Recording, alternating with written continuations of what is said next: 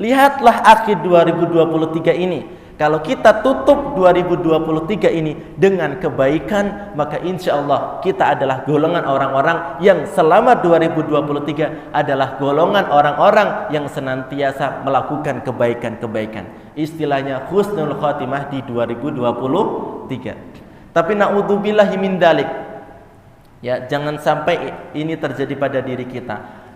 Di awal tahun semangat ibadahnya luar biasa. Berjalan beriringan waktu, terus berjalan, keimanan makin merosot, bahkan di penghujung tahunnya makin merosot, tak pernah melakukan ibadah apapun. Dia hatinya sangat jauh dengan kebaikan. Maka orang golongan-golongan ini semoga kita dijauhkan kepada hal ini. Tapi semoga kita termasuk orang yang menjalankan ibadah dari awal, ya, dari awal tahun sampai penghujung akhir tahun, kita tutup dengan keadaan husnul khatimah. Apa yang bisa kita lakukan agar kita memastikan diri kita adalah golongan orang yang husnul khatimah? Maka lakukanlah penghisapan diri kita. Allah Allah Allah Allah, ma lana maulan siwa Allah. Assalamualaikum warahmatullahi wabarakatuh. Buah alpukat, buah leci. Jawab semangat, belum semangat, belum semangat. Jawab salam, belum semangat. Kita ulangi sekali lagi. Assalamualaikum warahmatullahi wabarakatuh. Saya doakan yang jawabnya semangat, semoga Allah mudahkan jalannya untuk ke surga. Bismillah, alhamdulillahi wassalatu wassalamu ala rasulillah wa ala alihi wa sahbihi wa man tabi'a sunnah ila yaumil qiyamah. La hawla wa la quwwata illa billah, amma ba'd. Alhamdulillahi rabbil alamin. Puji bagi Allah, zat semesta alam. Semoga dengan rasa syukurnya kita, dengan ucapan alhamdulillah yang kita bacakan setiap aktivitas kita, menjadikan kita hamba-hamba yang diberikan oleh Allah Subhanahu wa taala kenikmatan-kenikmatan yang lebih. Semoga kita termasuk golongan-golongan orang-orang yang senantiasa bersyukur, berterima kasih atas segala nikmat yang Allah berikan kepada kita, sehingga Allah menyiapkan kenikmatan-kenikmatan yang lainnya yang jauh lebih banyak. Karena yang dinamakan sebuah kenikmatan, maka kenikmatan itu ketika disyukuri, atau bahasa sederhananya ketika diterima kasih dengan nikmat yang diberikan itu, maka konsepnya akan dilipat gandakan. Jadi yang memberikan nikmat itu siapa, nenek-nenek? Allah. Ada enggak selain Allah yang bisa memberikan nikmat? Ada enggak yang bisa memberikan nikmat selain Allah? Tidak ada. Sejatinya yang memberikan nikmat hanya dari Allah Subhanahu wa taala. Tidak ada satupun hal di dunia ini yang bisa memberikan kenikmatan kecuali hanya dari Allah Subhanahu wa taala. Ustadz, tadi saya malam dapat kiriman dari orang. Misalkan dapat lontong ayam dari tetangga. Itu kira-kira nikmatnya dari manusia atau dari Allah? Dari Allah apa dari manusia? Dari Allah. Sejatinya dari Allah. Sejatinya dari Allah, bukan dari manusia. Manusia atau zat lain selain Allah hanyalah sebagai perantara. Maka semua kenikmatan apapun adalah pemberian dari Allah. Nah, yang memberi ini bilang sama kita di dalam Al-Quran, siapa yang berterima kasih, cukup berterima kasih saja. Berterima kasih atas apa yang aku beri, maka aku akan lipat gandakan kenikmatan-kenikmatan lagi. Itu rumusnya, kuncinya. Ini yang memberikan nikmat bilang begitu. Kalau kita meyakini, kalau kita tahu, maka yang harus kita lakukan adalah makasih sama pemberian itu. Kalau makasih saja sama pemberian itu, insya Allah kenikmatan akan ditambah sama Allah. Maka sebenarnya kunci kalau kita lagi iri sama orang, kalau ada sesuatu yang dimiliki oleh orang lain yang kita tidak memiliki itu, maka sebenarnya bukan malah kita mendengki dia, mencaci dia, melakukan hal yang tidak dibaikkan, bukan, agar kita mendapatkan nikmat yang sama atau bahkan lebih. Kalau kita iri sama sesuatu, maka yang harus kita lakukan adalah satu, berterima kasih dulu atas apa yang kita punya, dan apa yang dia miliki yang kita tidak punya, maka harus kita kemudian satu tadi berterima kasih atas segala yang kita miliki, dan kita mendoakan kepada orang itu yang mendapatkan kenikmatan yang tidak kita miliki, semoga kenikmatan tersebut yang Allah titipkan kepada si dia mampu dia gunakan sebaik mungkin. Nah, ini double nih, berterima kasih nanti nikmatnya ditambah dengan ditambah mendoakan orang lain. Kalau tadi kita berterima kasih mendapatkan kenikmatan, kelipat gandaan kenikmatan. Yang kedua, kita mendoakan orang lain atas nikmat yang dia berikan kepada orang tersebut yang tidak dimiliki kepada kita. Kita mendoakan, ya Allah, semoga kenikmatan yang diberikan kepada fulan bin fulan menjadikan dirinya orang-orang yang taat. Dengan kenikmatan itu makin dekatnya dia dengan Allah. Kalau begini kita lakukan, dua-duanya kita lakukan, istilah Mobile Legends-nya double kill. Double kill, dapat dua-duanya. Satu, nikmatnya ditambah karena kita bersyukur, makasih sama nikmat yang sudah ada pada diri kita. Yang kedua, mendoakan orang lain. Ada satu tips, ini tips paling ampuh. Kalau kita menginginkan sesuatu pengen langsung dikabul, ya, menginginkan sesuatu pengen langsung dikabul. Tipsnya yang kedua tadi, mendoakan orang lain. Kalau kita misalkan menginginkan sesuatu, maka jangan berdoa untuk diri kita sendiri, justru doakanlah orang lain. Kenapa? Ini ada riwayat hadisnya. Dikatakan bahwasanya Nabi Muhammad SAW bersabda, barang siapa yang mendoakan orang lain, maka malaikat akan mendoakan kepada dirinya seperti mana dia mendoakan orang lain tersebut. Jadi ibarat kalau kita mendoakan A kepada si B, mendoakan sesuatu A kepada orang B ini, maka malaikat akan mengatakan semoga A engkau dapatkan pula. Ini yang berdoa malaikat. Ini yang berdoa malaikat. Kita mendoakan orang lain, yang berdoa manusia. Ada ayat bunyinya gini, barang siapa yang berdoa, maka Allah akan kabulkan. Ya, siapa yang berdoa, maka Allah kabulkan. Kira-kira percaya nggak sama ayatnya, Bapak Ibu? Percaya kan? Wajib kita meyakini. Siapa yang berdoa, maka Allah akan kabulkan. Pertanyaannya, kalau kita berdoa, pasti dikabulkan nggak? Jangan ragu-ragu, percaya nggak sama ayat Allah? Kalau kita berdoa sama Allah, minta sesuatu, kira-kira dikabulkan sama Allah nggak? Dikabulkan, yakin? Yakin. Kalau kita jawabnya ragu, mungkin keimanan kita begitu, ya. Jadi seyakin-yakinnya sama ayat Allah. Kalau doa kita nyampe sama Allah, pasti doa kita akan dikabulkan.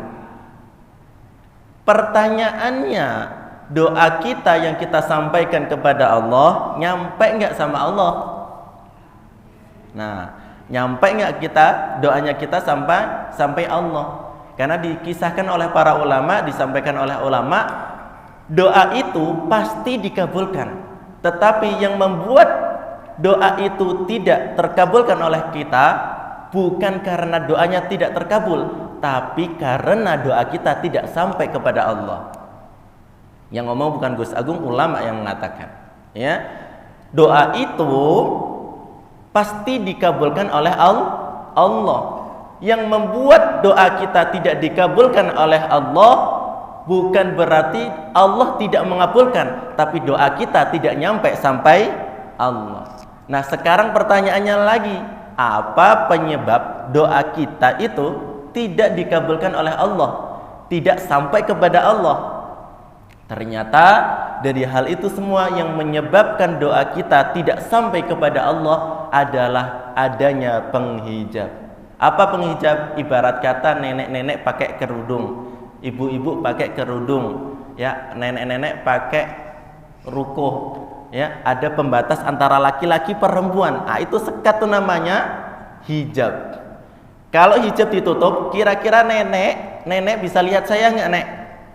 Nggak bisa lihat. Kalau di hijabnya dibuka, sampai terbuka lebar, kira-kira bisa melihat saya nggak yang ganteng ini? Nah, bisa lihat. Kalau ditutup, gantengnya Gus Agung kelihatan nggak? Enggak. Kalau ditutup, dibuka, jeleknya Ustadz Agung kelihatan nggak? Nah, artinya doa kita ada penghijab antara diri kita dengan Allah Subhanahu wa taala. Pertanyaannya lagi, Gus, Ustadz, apa penghijab dari doa kita? Kok doa kita nggak sampai Allah? Yaitu dosa-dosa yang kita kerjakan. Jadi dosa-dosa yang kita kerjakan itu adalah penghijab antara doa kita dengan Allah Subhanahu wa taala. Banyaknya dosa-dosa yang kita lakukan, maka semakin tebal penghijab kita antara diri kita dengan Allah. Ya, semakin tebal. Ibarat tamengnya tipis, kena tembak, dar, mati nggak tamengnya? Hancur nggak? Hancur. Tipis, pakainya cuma terpal saja, langsung tembus. Tapi kalau bentengnya pakai besi, ya, pakai baja anti tembus, kira-kira tembus nggak sampai tubuhnya? Tidak akan tembus.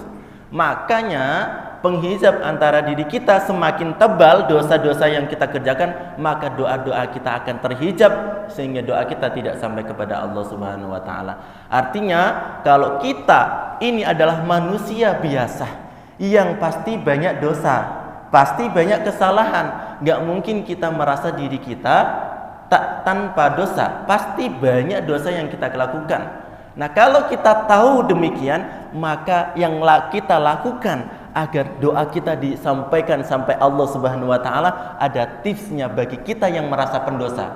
Ada nggak di sini yang merasa tidak punya dosa? Ada nggak di sini yang tidak sama sekali punya dosa? Tidak ada. Kalau ada yang mengaku tidak ada punya dosa dirinya, saya langsung akan tutup salam, beliau yang akan mengisi di sini. Nah, semuanya tidak ada manusia pun satupun yang tanpa dosa. Kalau tahu begini, maka ada satu trik agar doa-doa yang kita bacakan kepada Allah Subhanahu wa taala itu dikabulkan kepada diri kita.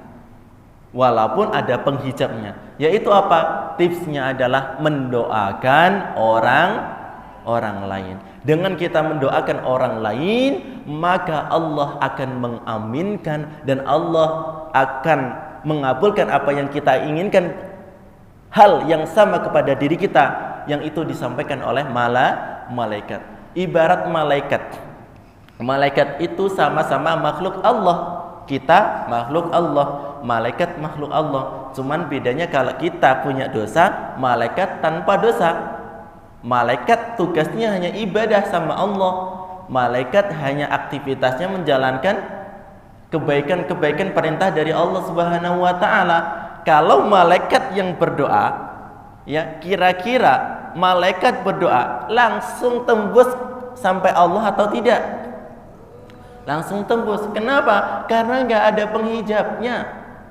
Tadi doa sampai kepada Allah pasti dikabulkan. Yang membuat doa kita tidak dikabulkan adalah bukan berarti Allah tidak mengabulkan, tapi doa kita tak sampai kepada Allah. Karena apa? Karena penghijab. Kenapa ada hijab? Karena ada dosa. Siapa yang melakukan dosa? Manusia. Malaikat ada penghijab nggak? Nggak ada. Kenapa? Karena malaikat taat. Malaikat hanya melakukan perintah. Malaikat tidak punya hijab dosa karena tak pernah melakukan dosa. Akhirnya malaikat sekali berdoa sama Allah pasti akan terkabul. Kenapa terkabul? Karena ayatnya jelas.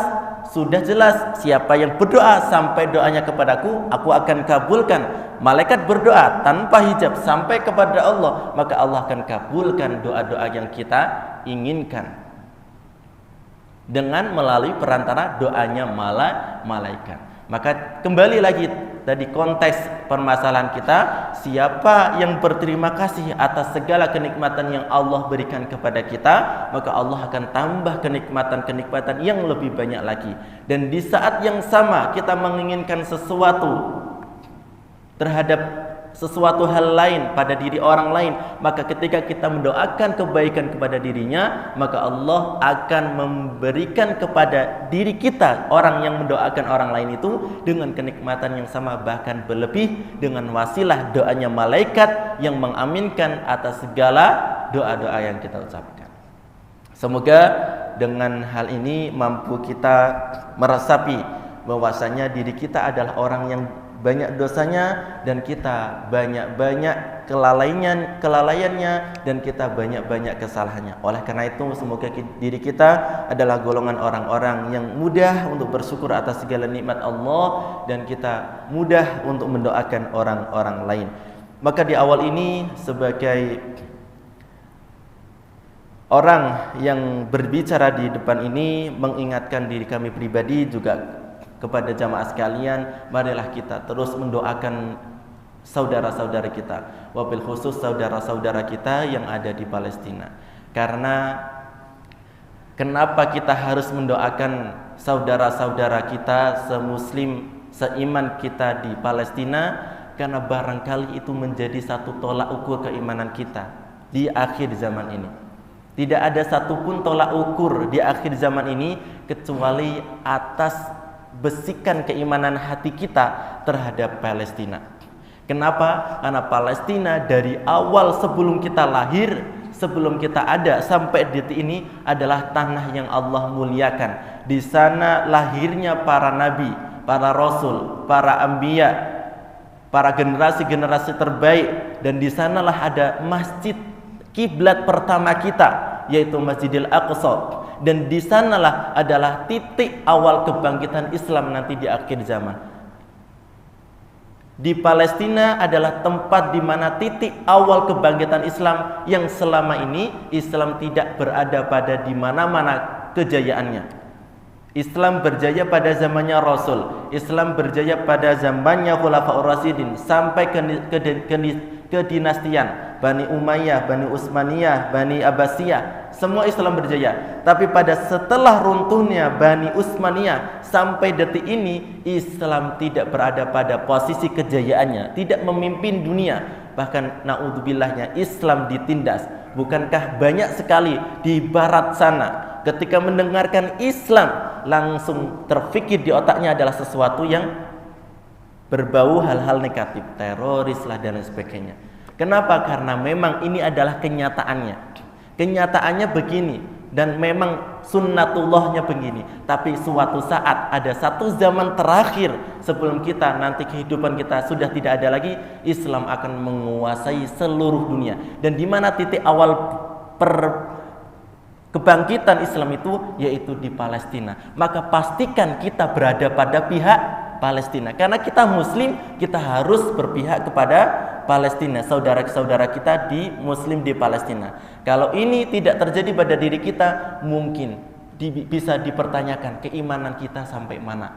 Jangankan jadi seorang Muslim, nenek-nenek, bapak-bapak, jadi manusia saja, kalau melihat hal-hal yang terjadinya pembunuhan di sana kemari, satu orang saja meninggal karena pembunuhan, tidak ada hati kita merasa melas, maka patut dipertanyakan kita itu manusia atau hewan.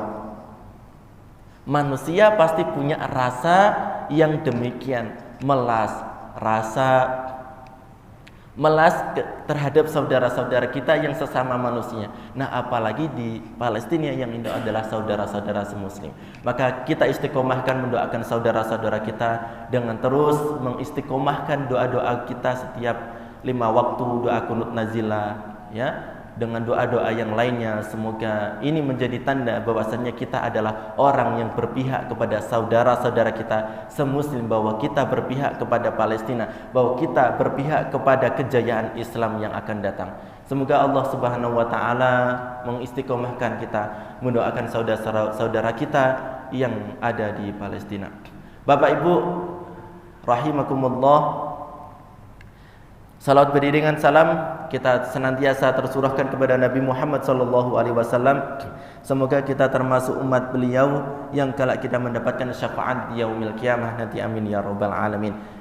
Biqauli Allahumma shalli ala sayyidina Muhammad wa ala ali sayyidina Muhammad. Allahumma shalli ala sayyidina Muhammad wa ala ali sayyidina Muhammad. Allahumma shalli ala sayyidina Muhammad wa ala ali sayyidina Muhammad. Semoga dengan bacaan salawat ini menjadikan wasilah kita bahwasanya kita pantas untuk dijadikan umatnya Nabi Muhammad sallallahu alaihi wasallam yang kelak mendapatkan syafaat, pertolongan dan berkumpul bersama Rasulullah di surganya nanti, amin ya rabbal alamin. Bapak Ibu jamaah rahimakumullah, alhamdulillah, tsumma alhamdulillah, alhamdulillah, alhamdulillah. Kita saat ini berada di penghujung tahun 2023. Sekarang tanggal berapa nenek-nenek? Tanggal 31. Besok sudah tanggal 1 Januari. Artinya kita telah berada pada penghujung akhir tahun 2023. Pada kesempatan pagi hari ini kita sedikit akan mengingatkan kembali atas apa-apa yang pernah disampaikan oleh para ulama, oleh para guru-guru kita, oleh para sahabat-sahabat Nabi, oleh Nabi Muhammad SAW dan oleh Allah Subhanahu wa taala. Mengingatkan tentang apa? Yaitu tentang muhasabah akhir tahun. Pembahasan kita diawali dengan satu kalamnya dari sahabat Nabi Muhammad SAW yang bernama Umar bin Khattab. Umar bin Khattab menyampaikan kepada kita, hisablah diri kalian sebelum kalian dihisab oleh Allah Subhanahu wa taala. Hisablah diri kalian sebelum engkau benar-benar akan dihisab oleh Allah Subhanahu wa taala di yaumil hisab. Artinya di sini apa yang disampaikan oleh sahabat Umar ini sangat cocok kita renungi pada akhir penghujung tahun ini. Penghujung akhir tahun setiap tahunnya kita merenungi dari apa yang disampaikan oleh para sahabat, wabil khusus sahabat Umar bin Khattab, mengatakan hisablah diri kalian sebelum kalian dihisab oleh Allah Subhanahu wa taala di yaumul hisab nanti, di hari penghisapan nanti. Artinya dari apa yang disampaikan Umar bin Khattab ini ada dua keadaan. Hisablah diri kalian. Kalau perintahnya hisablah diri kalian, artinya kita menghisab diri kita saat di dunia atau nanti di akhirat. Saat di dunia. Kemudian sebelum datangnya hari penghisapan nanti yang akan menghisab diri kalian, barulah ini merupakan penghisapan yang sebenarnya, yaitu di akhirat. Dua keadaan, yaitu di dunia dan di akhirat. Mumpung kita masih di dunia, masih kita bisa melakukan muhasabah, masih kita bisa melakukan penghisapan pada diri kita saat di dunia, maka maksimalkan kesempatan itu. Mumpung kesempatan itu sudah masih ada, belum diselesaikan sama Allah sehingga kita berada pada akhirat nanti, kita maksimalkan kesempatan yang Allah berikan kepada kita. Apalagi di penghujung tahun. Disampaikan oleh para ulama, para guru-guru kita, sesuatu diukur, dinilai dari akhirnya. Sesuatu diukur, dilihat, dinilai dari bagaimana akhirnya. Ada satu kisah dari apa yang disampaikan kami tadi tentang sesuatu diukur, dinilai, dilihat dari akhirnya. Jangan melihat dari hal selain di akhirnya. Ada satu kisah seseorang yang sangat suka melakukan maksiat, berjudi, ya, main wanita, minum minuman alkohol, ya, membunuh orang, apapun segala maksiat dia pernah lakukan. Tapi suatu ketika Allah memberikan kepada dirinya hidayah. Dari segala apapun maksiat yang dia pernah lakukan, semuanya tidak ada yang pernah absen. Apapun bentuk kemaksiatan dia pernah melakukan, di penghujung kehidupannya Allah memberikan kepadanya dia hidayah. Hidayahnya simple sekali, yaitu ada satu ketika satu hewan merasa kehausan. Hewan merasa kehausan, dan pada saat itu mungkin musim kemarau yang air itu terbatas. Dia memiliki bejana yang menampung air yang terbatas, yang sebenarnya dia gunakan untuk meminumnya, hanya cukup digunakan untuk minum pada dirinya saja. Apalagi dalam keadaan yang kemarau, air terbatas, yang mungkin pada saat itu minimnya air yang bisa ia minum, yang sebenarnya kebutuhan untuk dia minum, tetapi qadarullahnya Allah berikan kepadanya hidayah dengan sebuah datangnya hewan dengan keadaan kehausan, dan dia tergerak hatinya untuk melakukan kebaikan. Apa kebaikan yang dia lakukan di penghujung kehidupan dirinya? Yaitu dia merelakan bejana yang berisi air yang sebenarnya dia gunakan untuk meminum, dia gunakan untuk memberikan kepada si hewan ini, sehingga si hewan ini dapat meminum air yang ada di bejana tersebut. Dan qadarullahnya beliau meninggal. Maka disampaikan para ulama, beliau walaupun memiliki riwayat, ya, memiliki riwayat yang pernah melakukan kemaksiatan apapun, dan dia selagi dia punya iman, punya hati mengimankan Allah Subhanahu wa taala dan Rasulnya, dia tutup kehidupannya dengan kehidupan yang baik, dengan keadaan baik, maka dia adalah golongan orang-orang yang wafatnya dalam keadaan husnul khotimah. Siapa yang pengen meninggal dalam keadaan husnul khotimah? Siapa yang pengen meninggal dalam keadaan husnul khotimah? Yang mengatakan dengan lantang keras, saya doakan semoga husnul khotimah, amin ya rabbal alamin. Orang tersebut meninggal dalam keadaan husnul khotimah. Di sisi yang lain, na'udzubillah, semoga kita bukan termasuk golongan orang-orang yang ini.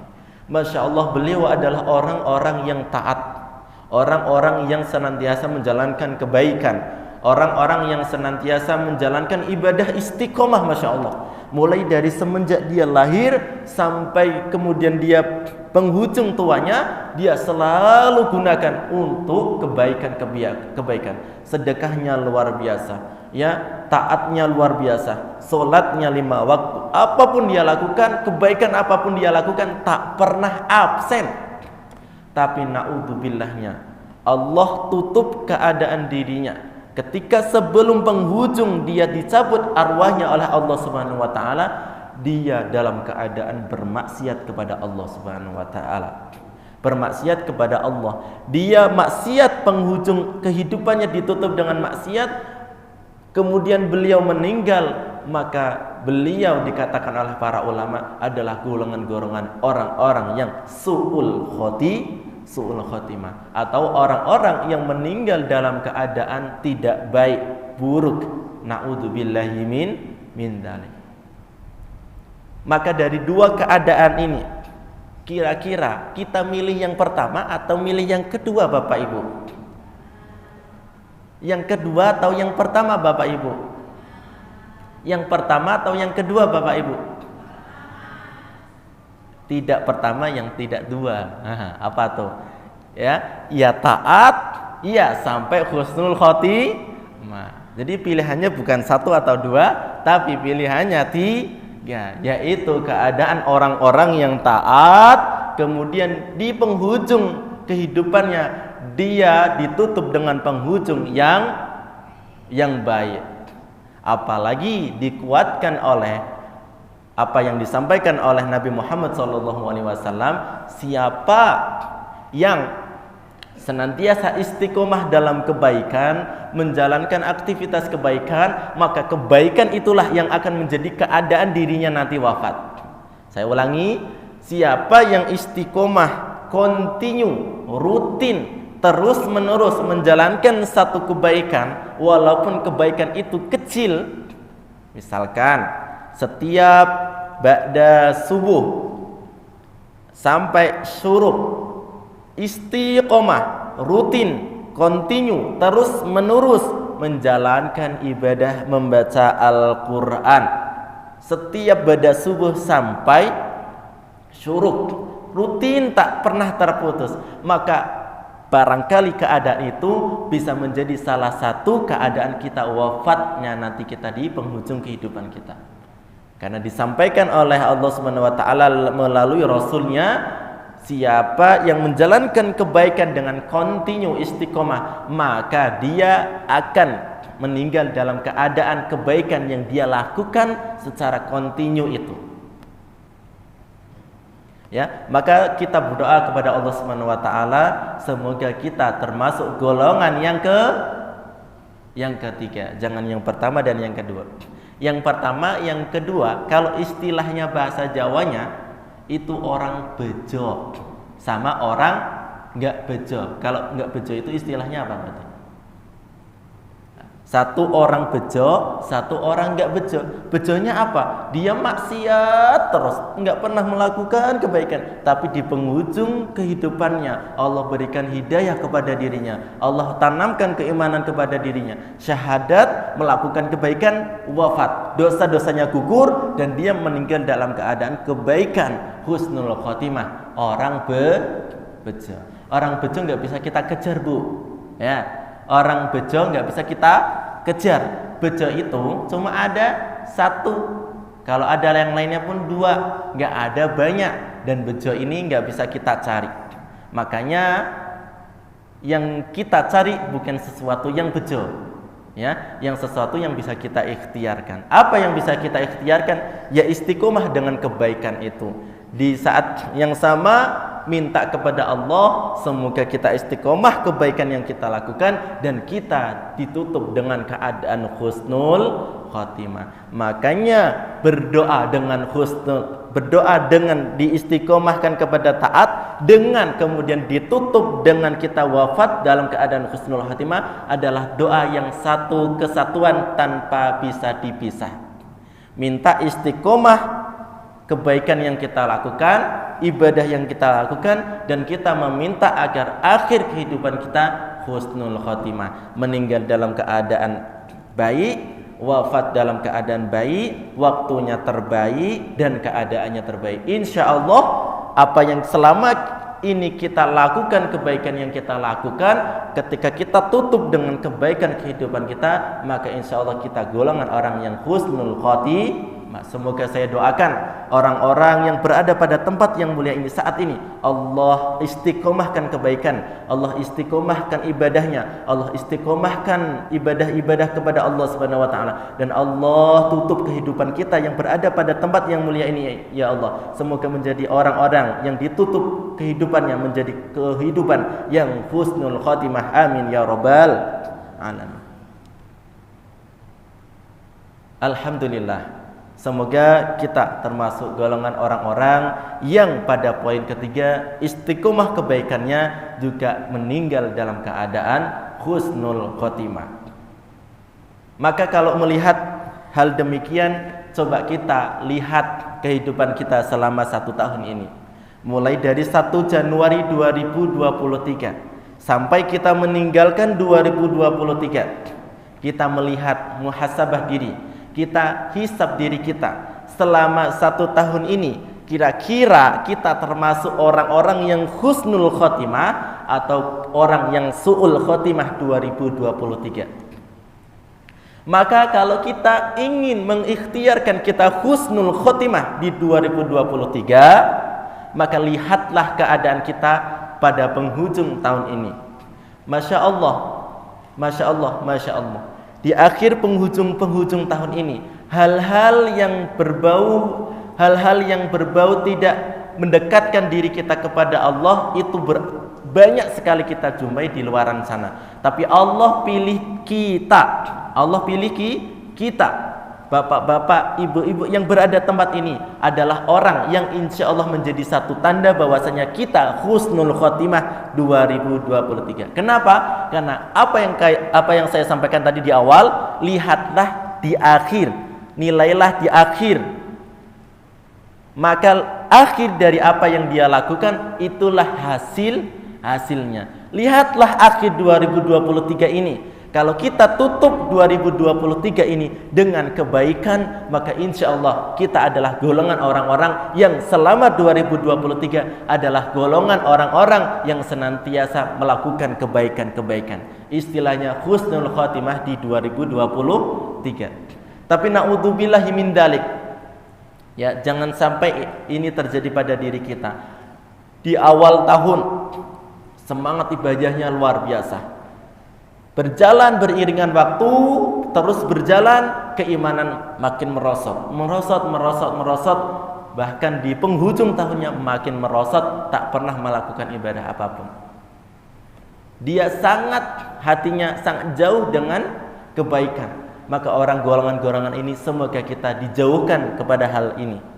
Tapi semoga kita termasuk orang yang menjalankan ibadah dari awal. Ya, dari awal tahun sampai penghujung akhir tahun kita tutup dengan keadaan husnul khatimah. Apa yang bisa kita lakukan agar kita memastikan diri kita adalah golongan orang yang husnul khatimah? Maka lakukanlah penghisapan diri kita.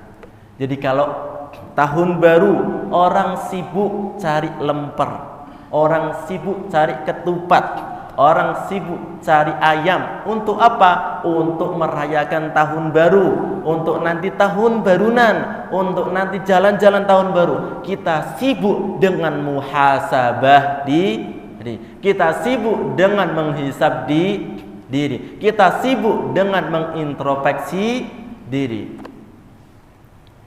Kalau kita sibuk dengan hal yang kebaikan tersebut yang kami sampaikan, insya Allah kita adalah golongan orang-orang yang sukses dalam menjalankan kehidupan di 2023. Kenapa dikatakan sukses? Karena lihatlah di akhir, jangan melihat ketika dia di awal ataupun di tengah. Lihatlah di akhir bagaimana keadaannya. Apabila dia dalam keadaan baik, istiqomah dari awal sampai akhir, maka dia golongan orang yang baik. Maka di penghujung tahun ini muhasabahkanlah pada diri kita, hisablah diri kita. Apa yang harus kita lakukan ketika kita ingin menghisab diri kita, ingin menilai diri kita? Maka salah satu amaliyah yang harus kita lakukan di akhir-akhir penghujung tahun ini adalah dengan sholat taubat. Sholat apa Bapak Ibu? Sholat taubat. Sholat taubat. Ketika kita menjalankan sholat taubat dengan 2 rakaat, baiknya, utamanya, mau dapat kemuliaan-kemuliaan yang lebih, kita gabungkan dengan sholat tahajud. Sholat tahajud, sholat hajat, sholat sunnah yang lainnya, kita tutup dengan sholat taubat. Kita mengakui bahwa kita banyak dosa ketika hidup di dunia ini. Kita banyak dosa ketika menjalankan kehidupan di 2023 ini. Kita tutup 2023 ini dengan kita meminta taubat, meminta ampun, meminta maaf, meminta istighfar kepada Allah Subhanahu wa taala. Insya Allah ketika kita lakukan dengan salat taubat yang kita lakukan, dengan kita mengintrospeksi, menilai diri kita, mengakui diri kita bahwasanya kita banyak dosanya, bahwasanya kita banyak kemaksiatannya, kita mengaku kita rendah di hadapan Allah Subhanahu wa taala. Insyaallah Allah akan ampuni dosa-dosa kita dan Allah akan bukakan lembaran-lembaran baru yang nanti kita akan jalani di awal tahun 2024. Ibarat ketika kita berada pada satu lembaga, ada buku kas, ada buku kas. Kita memiliki buku kas dari awal sampai halaman terakhir. Halaman awal sampai halaman akhir penuh dengan catatan, penuh dengan catatan dan lain sebagainya. Kita tutup buku kas di 2023 ini dengan buku kas yang baru di 2024 dengan buku kas yang bersih. Idealnya begitu. Yang harus kita lakukan agar buku kas kita baru lagi, putih lagi di 2024, maka sebelum itu kita berada pada buku kas yang baru, maka lakukanlah salat taubat. Salat taubat ini yang akan menjadikan kita mendapatkan buku kas yang baru, yang putih, yang bersih tanpa sedikit pun noda. Apapun yang kita lakukan tergantung kita, mau kita isi dengan kemaksiatan atau keburukan atau kebaikan, tergantung kita. Asalkan buku kasnya ada bersih. Jangan sampai kita tutup di 2023 ini dalam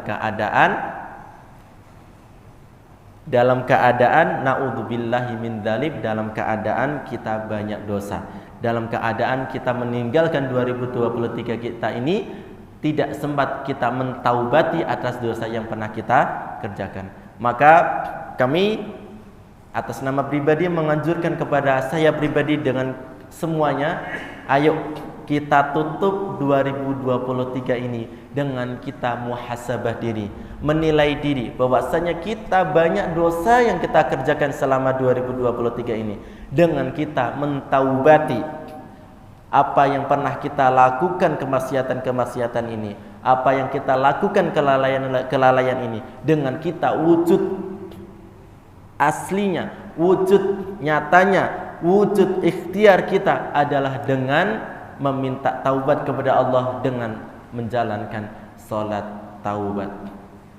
Insya Allah siapapun yang menjalankan apa yang kami sampaikan ini adalah golongan orang-orang yang sukses dalam menjalankan kehidupannya ketika di 2023.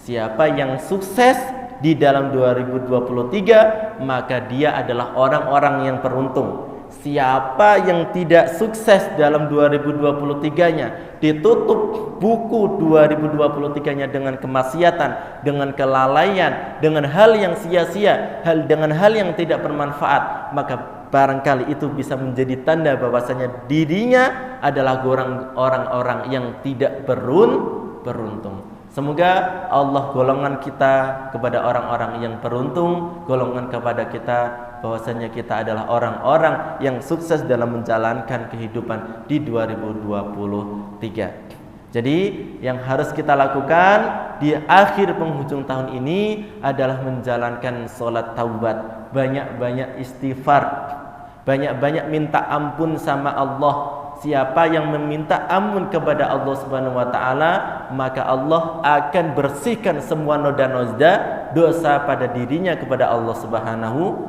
wa taala. Kalau ibarat para ulama pernah mengatakan begini, Mbah Maimun Zubair, kalau meminta itu nggak usah banyak-banyak. Ada beberapa hal, kata ulama kita disampaikan, cukup beberapa hal saja, yang diantaranya adalah satu, yaitu minta ampun saja sama Allah. Minta ampun saja sama Allah, minta ampun saja sama Allah, istighfar saja sama Allah, ngaku saja bahwasanya kita banyak dosa, ngaku saja bahwasanya kita banyak maksiat. Udah ngaku aja, ya, minta maaf aja sama Allah. Insya Allah siapapun yang jalankan itu saja, nggak usah minta banyak-banyak sama Allah, dah itu saja, maka Allah akan siapkan kehidupan yang luar biasa bagi kita dunia dan akhirat. Kenapa? Karena kalau Allah ampuni kita, maka Allah ridha sama kita. Kalau Allah tak ampuni kita, maka Allah tak ridha sama kita. Ya, apapun hal keinginan kita, apapun cita-cita kita, apapun aktivitas kita, kalau Allah tak ridha, sia-sia. Saya ulangi lagi, apapun yang kita inginkan, apapun yang kita miliki, dan apapun yang kita lakukan, kalau Allah tak ridho, Allah tak suka, maka sia-sia semuanya. Ya, maka sia-sia semuanya. Tapi ketika Allah ridho dalam semua keadaan kita, maka itulah puncak dari kehidupan dunia. Kehidupan dunia hanyalah satu tujuan, yaitu mengharap ridhonya Allah Subhanahu wa taala. Wa ma khalaqtul jinna wal insa illa liya'budun. Tugasnya manusia di dunia adalah mencari ridhonya Allah. Enggak cuma sebatas ibadah. Ibadah sempit. Ibadah kita banyak ibadah, tapi kalau Allah tak ridho dengan kita, maka sia-sia semuanya. Hal yang paling menjadi puncak dalam kehidupan dunia adalah mengharap ridho. Ibadah adalah wasilahnya, perantaranya. Alat kita mengharap ridho itu adalah ibadah. Maka kalau memaknai dari wa ma khalaqatul jinna wal insa illa liya'budun, maka makna hakikatnya yang paling mendalam adalah apapun keadaan kita, apapun aktivitas kita, pastikan aktivitas kita berada pada ridhonya Allah. Gimana caranya kita mendapatkan ridhonya Allah? Maka wasilahnya, alatnya dengan ibadah. Jadi tugas kita untuk beribadah kepada Allah. Puncaknya kenapa kita harus beribadah? Karena kita membutuhkan ridhonya Allah. Siapa yang butuh ridhonya Allah? Saya semuanya. Siapa yang butuh pahala? Nah, kalau butuh pahala sama butuh ridho, kira-kira kita mau butuh ridho atau butuh pahala duluan? Ridho. Masya Allah, sudah pada paham. Ya, butuh pahala tidak apa-apa. Pernah saya sampaikan derajat keikhlasan. Kalau kita mengharap pahala, maka keikhlasan kita pada tangga yang kedua. Tapi ada tangga yang paling tinggi. Ada tangga yang paling tinggi, yaitu tangga nomor 1. Apa tangga itu? Yaitu tangga keikhlasan. Menjalankan apapun aktivitas hanya mengharapkan ridho Allah. Ibarat begini simpelnya. Allah mengatakan melalui sabdanya Muhammad sallallahu alaihi wasallam, "Man qara'a harfan min kitabillah falahu bihi hasanat." Siapa yang membaca kalamullah satu huruf saja, maka Allah akan berikan kepada dirinya satu kebaikan. Man qara'a harfan min kitabillah falahu bihi hasanah wal hasanatu bi asyri amthaliha, dan setiap kebaikan Allah akan lipat gandakan menjadi 10. Jadi satu huruf nilainya 10. Kalau kita membaca nun dapat 10 kebaikan. Kita baca Quran, kita hitung-hitung ada berapa huruf nih. Kita hitung-hitung ada berapa huruf, kita kalikan 10. Mengharap itu adalah hitung-hitungan pahala yang akan kita dapatkan. Boleh Ustadz? Boleh, tapi itu derajat yang kedua. Ada derajat yang paling mulia, yaitu kita menjalankan aktivitas apapun, ibadah apapun, hanya mengharapkan aku melakukan ini karena aku mengharap ridhonya Allah. Mengharap Allah suka. Mengharap Allah ini perintahnya Allah. Ya Allah, aku menjalankan ibadah ini karena Engkau perintahkan. Ya Allah, aku sedekah karena Engkau perintahkan. Ya Allah, aku sholat duha karena Engkau perintahkan. Ya Allah, aku sholat duha karena Engkau suka. Ya Allah, ya Allah, aku menjalankan sholat 5 waktu karena Engkau ridho. Ya Allah, ya Allah, aku sholat hajat, sholat tahajud karena Engkau perintahkan. Kalau kita niatnya demikian, nggak hitung-hitungan sama Allah, itulah puncak kehambaan kita dengan Allah Subhanahu wa ta'ala. Jadi balik lagi, kira-kira kita butuh pahala atau butuh ridhonya Allah? Ridhonya Allah. Mendalam lagi nih tentang ridho dengan pahala. Kalau kita menghitung sesuatu itu ukurannya pahala, ya, maka kalau kita berharap nanti kita masuk surga, maka surga kita adalah surga yang terbatas. Pengen di surga terbatas waktu atau pengen kekal selamanya? Pengen kekal selamanya. Kalau kita menghitung sesuatu dengan hitungan pahala, dengan hitung-hitungan pahala tadi yang kami sebutkan, kalau Allah ya menjalankan adilnya di situ, maka misalkan kita menjalankan ibadah dari lahir sampai berapa kita usianya? 40 tahun, 50 tahun, 60 tahun.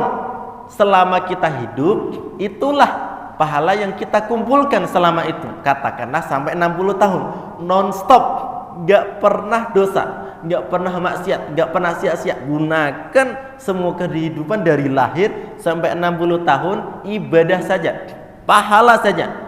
Nah, kalau pahalanya 60 tahun, kira-kira balasannya nanti di akhirat, kalau di situ ya perbandingannya sama, nanti di akhirat surganya 60 tahun atau kekal? 60 tahun saja atau kekal? Nah, kalau hitungannya demikian ya harusnya 60 tahun. Tapi namanya surga, surga itu konsepnya bukan pahala ternyata Bapak Ibu. Konsep dari surga adalah ridha Allah. Jadi kalau Allah ridho sama kita, maka ketika kita berada pada surga, maka kita kekal selamanya. Gak ada satupun manusia yang berada di surga terus dimasukkan ke neraka. Gak ada. Adanya masuk neraka, kemudian dimasukkan ke surga dan kekal selamanya. Gak ada. Karena apa? Karena surga adalah tempatnya orang yang diridhoi oleh Allah. Dan siapa yang hidupnya di dunia mengharapkan hanya ridha Allah, maka insya Allah dia akan berada pada surga yang kekal selamanya. Maka hitungan dari ibadah kita bukan pengharapan pahala, tapi ada yang lebih tinggi lagi, yaitu pengharapan atas ridhonya Allah Subhanahu wa ta'ala. Semoga di akhir tahun ini mampu kita maksimalkan dengan kita bertaat kepada Allah Subhanahu wa ta'ala, dan dengan kita menjalankan sholat taubat, mengaku bahwasanya kita banyak maksiat, dan semoga kita adalah golongan orang-orang yang beruntung di tahun 2023, dan Allah buka lembaran baru di 2024 ini dengan lembaran yang bersih, yang tanpa dosa, dan kita menjalankan kehidupan di tahun berikutnya dengan kehidupan yang penuh dengan ketaatan, penuh dengan ibadah kepada Allah Subhanahu wa ta'ala. Sebelum kami tutup dengan momentum penghujung akhir tahun ini, kami pribadi atas nama Muhammad Agung Rayogi atau sering disebut Gus Agung meminta maaf kepada Bapak Ibu jamaah sekalian. Barangkali selama ini kami menjalankan aktivitas tugas sebagai imam masjid, sebagai orang yang menjalankan amanah jamaah sekalian ini, terdapat sana sini kekurangan, baik kekurangan yang disengaja maupun tidak disengaja. Baik kesalahan saya ketika menjalankan tugas sebagai imam maupun tugas saya sebagai manusia yang bersosialisasi kepada jamaah. Kami sampaikan, mumpung pas ini di akhir penghujung tahun, karena ini adalah penghujung tahun di mana kami selesai kontrak ya, di catatan DKM kami selesai kontrak di penghujung akhir tahun ini, yang artinya di tanggal 1 Januari itu apakah dilanjutkan atau tidak dilanjutkan, maka kami katakan bahwasanya insya Allah bisa kita berjumpa kembali jikalau Allah dengan melalui wasilah DKM masih mengamanahkan kepada kita, kepada saya tugas sebagai imam. Namun apabila DKM sudah tidak membutuhkan saya lagi sebagai imam di Masjid Al-Mutmainah ini, maka mungkin ini adalah pertemuan kita terakhir kalinya, karena besok sudah tanggal 1 Januari, dan sekali lagi saya ucapkan mohon maaf yang sebesar-besarnya, mohon diikhlaskan saya, kita kembalikan lagi kepada yang memiliki kita, wabil khusus pada konteks ini saya kembalikan kepada DKM. Kalaulah saya masih diamanahkan sebagai imam masjid, insya Allah kita masih berjumpa lagi di tahun yang akan datang. Namun apabila mana masjid DKM sudah tidak membutuhkan saya lagi, maka mungkin ini menjadi satu pertemuan terakhir kita di Masjid Al-Mutmainnah ini. Demikian yang kami sampaikan. Mohon maaf sekali lagi apabila ada tutur kata selama 1 tahun ini, selama kami bertugas di Masjid Al-Mutmainnah ini. Semoga Allah ampuni semua orang-orang yang memaafkan diri kami dengan pengampunan yang sempurna tanpa sedikit pun kotoran dosa yang masih tersisa. Amin ya rabbal alamin. Marilah kita tutup dengan doa kafaratul majlis. Subhanakallahumma wa bihamdika asyhadu an la ilaha illa anta astaghfiruka wa atubu ilaih. Jadi saya cukup sekian. Wallahul muwaffiq ila aqwamit thoriq. Wassalamu alaikum warahmatullahi wabarakatuh.